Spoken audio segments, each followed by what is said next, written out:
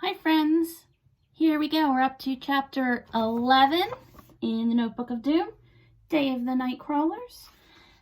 And chapter 11 is called Clash Before Class. And here we see Rip, we see Alexander. Rip looks excited to go use his foil, and Alexander looks a little bit worried. Not sure about what, but I think we're probably going to find out. Here we go. "How do we fight the tunnel fish?" Rip asked, catching his breath. "I don't know," said Alexander. "There you are," said Nikki. She had been pacing outside the gym. "I've been looking for you all morning, Salamander. Don't call him Salamander," Rip said through clenched teeth. Alexander gave a little wave. Hi, Nikki." Nikki turned to face Alexander and Rip. "I've been watching you," she said. "I know there are monsters in Stormont, and I know you've been fighting them. Last night, I was chased by a fish creature the size of an alligator." Alexander's mouth hung open. "Yeah, so what?" said Rip. Nikki sighed. "So, let's work together. I've got some useful, skills, and I've been interested in monsters since, well, forever." So, Rip, Nikki, they're having a little bit of a hard time getting along. You can see Alexander in the background kind of just thinking, what's going to happen here? Nikki wants to work together. She says she has some skills. Wonder what that means.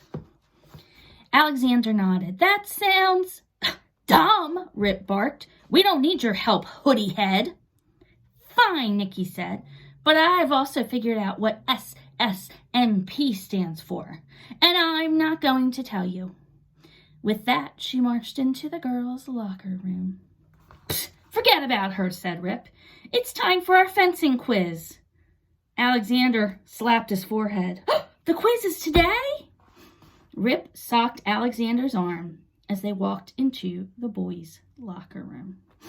And there's Nikki going in saying, "That's fine, you don't want my help? Then I guess I'm not going to help you." As a short chapter, chapter 12 is called Flop Quiz. Flop Quiz. Let's see what it says. "Rip, how come you don't like Nikki?" Alexander asked. "She's weird." Rip slammed his locker shut. "She's always by herself. She wears that dopey hoodie, and now she's following us around." Rip looked at the floor. "But that's not the worst part." Alexander raised an eyebrow. No, Salamander," Rip said. "Last week, that girl crossed the line. The lunch line. There was one dish of Jell-O left, and she took it right in front of me." Alexander laughed. You're mad because of a little blob of Jell-O?" Rip frowned. "It was strawberry." Alexander and Rip walked into class, where students were taking practice swings with their foils. "Rip, you're wrong about Nikki. She's super smart and brave. She doesn't let you push her around."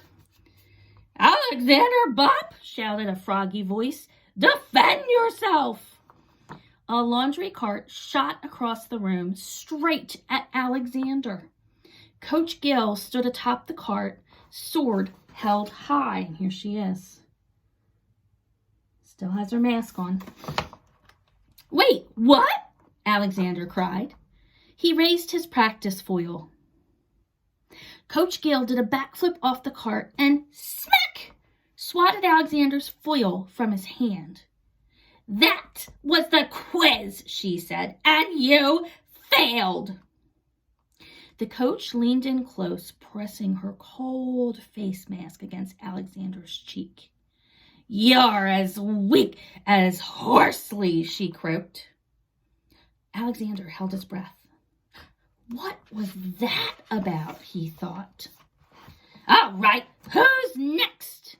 Coach Gill whirled around, swinging her sword down hard.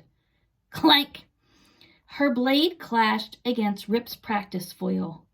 Rip's grip was firm. Ha ha! Well done, you've been practicing. Coach Gill lowered her sword. Rip Bonkowski, you're a model student. Rip blanked.